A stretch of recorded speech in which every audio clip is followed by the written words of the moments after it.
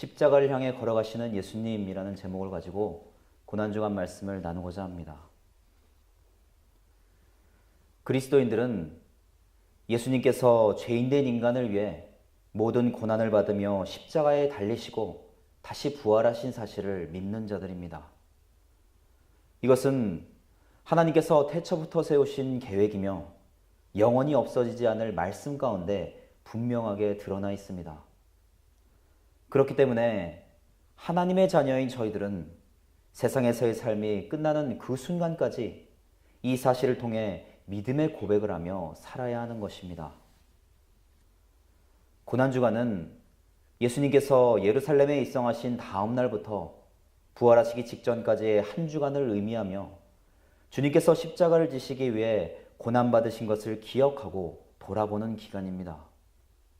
오늘과 내일 이틀 동안에는 예루살렘에 입성하시어 십자가에 달려 돌아가시기까지 예수님의 행적에 대해 살펴보고자 합니다. 저희들의 영혼을 구원하시기 위해 십자가를 지신 주님의 발걸음을 따라가며 죽기까지 저희들을 사랑하신 주님의 마음을 돌아보는 귀한 시간이 되기를 원합니다. 6월절 엿새 전 예수님께서는 제자들과 함께 베다니에 도착하셨습니다. 베다니는 감람산 동쪽편에 위치한 작은 마을로서 예루살렘에서 약 3km 정도 떨어져 있는 마을이었습니다. 특히 이곳은 예수님께서 죽은 나사로를 다시 살리신 곳으로서 나사로와 마르다, 마리아 자매가 살던 동네입니다. 그래서 예수님께서 시몬이라 불리는 나병 환자 집에서 식사하실 때 나사로와 마르다 그리고 마리아가 그 자리에 함께 있었던 것입니다. 예수님을 대접하기 위한 잔치에서 그들은 기쁜 마음으로 예수님을 영접했습니다. 그리고 이때 마리아는 비싼 향유를 가져와 예수님의 머리에서부터 부으며 경배를 드렸습니다. 마리아는 예수님을 존경하고 사랑하는 마음으로 자신이 아끼는 귀한 향유를 아낌없이 부은 것입니다. 당시 잔치에 가장 귀한 손님에게 기름을 붓는 것은 유대의 전통적인 관습이었습니다. 그리고 이외에도 기름이 사용되는 경우가 있었는데 제사장이나 선지자 또는 왕을 세울 때 기름을 부었으며 장례를 치를 때에도 시신에 기름을 발랐습니다. 그녀는 예수님께서 고난을 당하시며 십자가에 달리실 것을 알지 못했지만 결국 유대의 왕신 예수님의 십자가 죽음과 부활의 기쁨을 준비하는 것이나 마찬가지였습니다.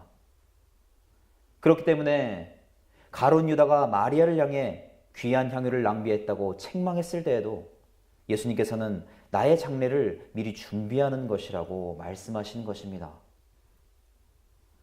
다음 날 예루살렘으로 출발하신 예수님께서는 베다니와 인접한 동네인 벳바게에 도착해 2명의 제자들을 보내시며 매어 있는 나귀 새끼를 가져오라고 명령하셨습니다.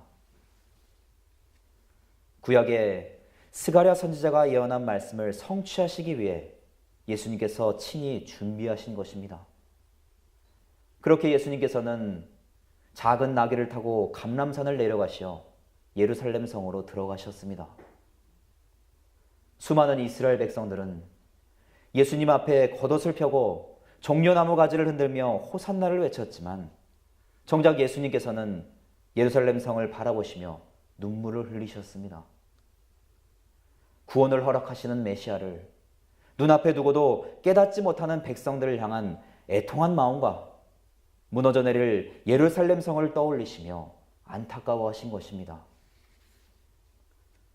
그렇게 예루살렘 성에 들어가시어 성전을 둘러보신 예수님께서는 날이 저물자 다시 제자들을 데리고 베다니로 돌아가셨습니다. 다음 날 예수님께서는 베다니에서 다시 예루살렘으로 돌아오시어 성전으로 들어가셨고 이때 성전 정화 사건이 일어나게 됩니다. 당시 예루살렘에 있던 성전은 유대를 다스리던 헤롯 대왕이 유대인들의 환심을 사기 위해 건축한 헤롯 성전으로서 주님께서는 성소와 지성소에서 가장 멀리 떨어진 이방인의 뜰로 들어가셨습니다. 이곳에는 예배를 위해 제물로 사용할 짐승을 팔거나 성전세를 환전해주는 상인들로 가득했는데 그들은 유대인 지도자들과 대제사장들과 결탁하여 폭리를 취하고 있었습니다. 이렇듯 자신의 죄인됨을 깨닫고 이를 용서하시는 하나님께 감사해야 하는 제사는 그저 형식적인 행위로 바뀌었고 기쁨으로 가득해야 하는 하나님의 성전은 인간의 추악한 탐욕으로 넘쳐났습니다. 그래서 예수님께서는 이미 그 기능을 잃어버린 성전을 둘러엎으시며 그들을 책망하신 것입니다.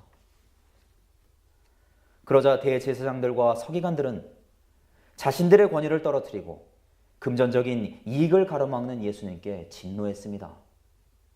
무엇보다도 성전에서 병자들을 고치시던 예수님께 호산나를 외치며 찬양하는 어린아이들로 인해 격분했습니다. 왜냐하면 어린아이에서부터 어른에 이르기까지 예수님을 다윗의 자손으로 오신 왕으로 인정하는 것이나 마찬가지였기 때문입니다. 시편 8장 1절에서 2절에 여호와 우리 주여 주의 이름이 온 땅에 어찌 그리 아름다운지요 주의 영광이 하늘을 덮었나이다. 주의 대적으로 말미암아 어린아이들과 젖먹이들의 입으로 권능을 세우시며 이는 원수들과 고복자들을 잠잠하게 하려 하심이니이다.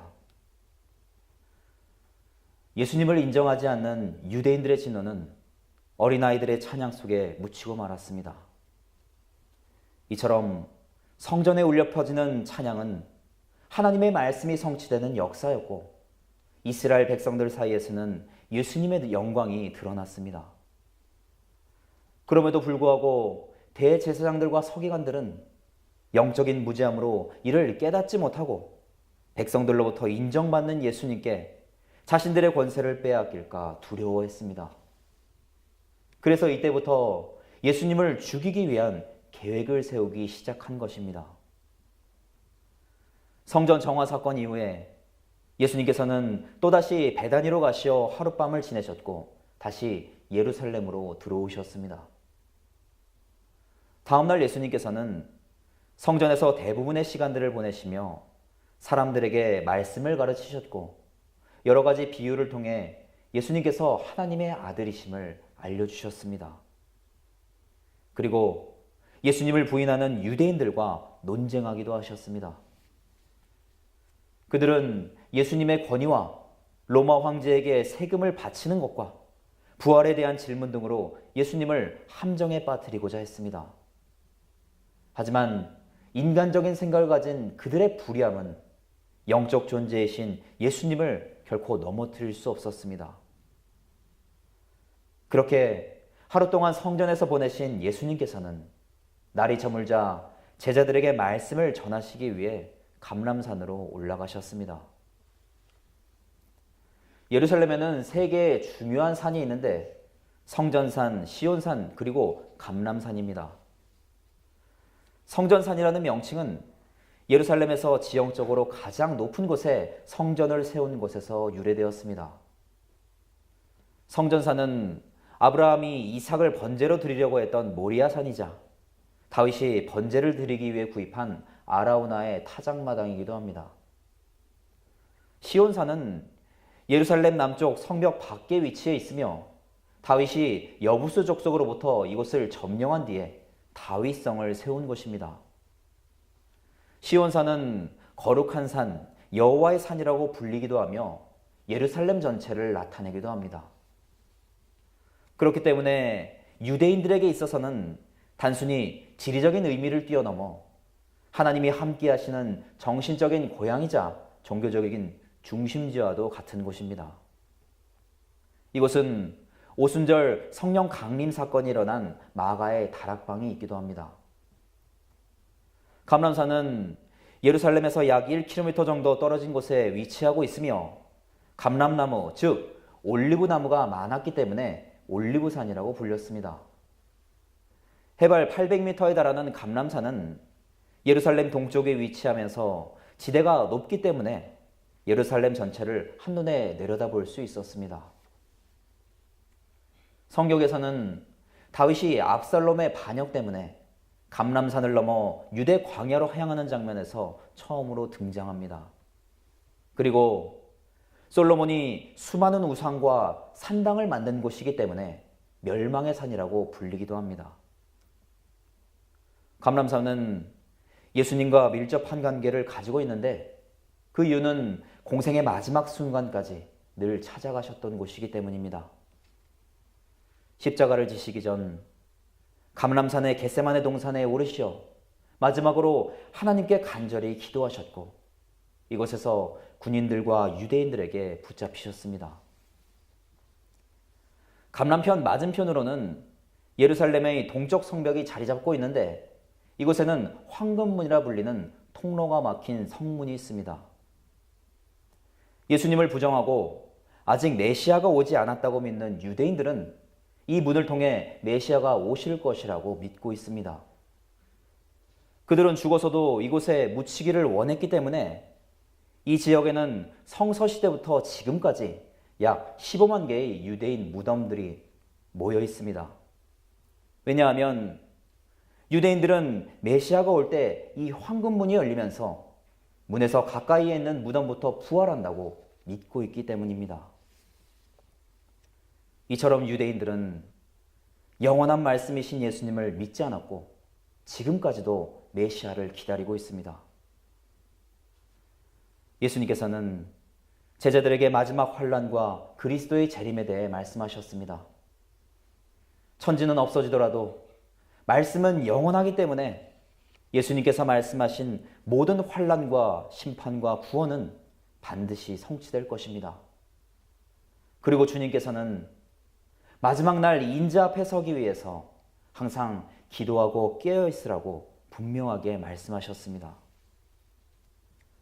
환란과 심판의 때는 반드시 오겠지만 말씀과 기도로 깨어 있는 자들에게는 두려움을 능히 감당할 수 있는 담대함과 능력을 허락하실 것입니다. 예수님께서 이토록 마지막의 때를 자세하게 말씀해 주신 것은 그날을 떠올리며 두려워하고 근심하라는 것이 아닙니다. 성도들이 주님을 만나는 그날까지 끝까지 믿음으로 견디어 살아주기를 바라는 마음이셨던 것입니다. 말씀을 마치신 예수님께서는 인자가 십자가에 못 박히기 위해 팔릴 것이라고 제자들에게 알려주셨습니다.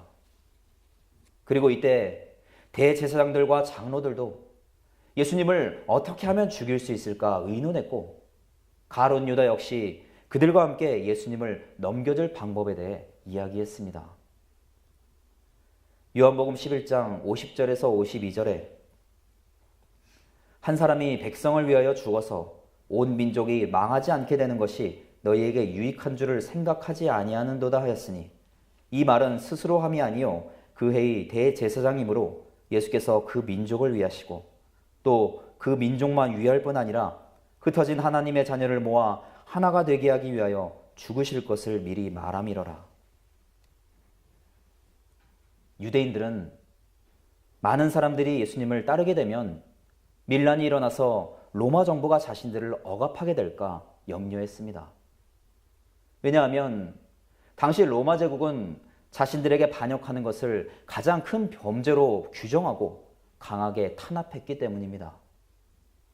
그래서 당시 대제사장이었던 가야바는 예수님 한 사람을 죽여서 온 민족이 망하지 않는 것이 나을 것이라고 주장했습니다. 물론 그는 예수님을 음해하려는 악한 의도를 가지고 이러한 주장을 펼친 것이지만 결론적으로는 하나님의 계획을 드러냈던 것입니다. 예수님 한 분의 십자가의 희생으로 인해 유대 민족뿐만 아니라 흩어진 모든 자녀들을 하나로 모으시기 위한 하나님의 뜻이 성취되었기 때문입니다. 이처럼 하나님께서는 인간의 악한 마음을 사용하시면서 하나님의 선한 구속의 역사를 이루어 가셨습니다. 그리고 주님께서는 이러한 하나님의 계획을 성취하시기 위해 겸손하게 순종하셨습니다. 그 누구도 알아주지 않고 이해하지도 못했지만 잠잠히 십자가의 길을 걸어가신 것입니다. 이처럼 구원의 은혜를 허락하신 예수님의 희생에 감사하며 주님을 만나는 그날까지 이 사랑을 잊지 않고 살아가시기를 간절히 부탁을 드립니다.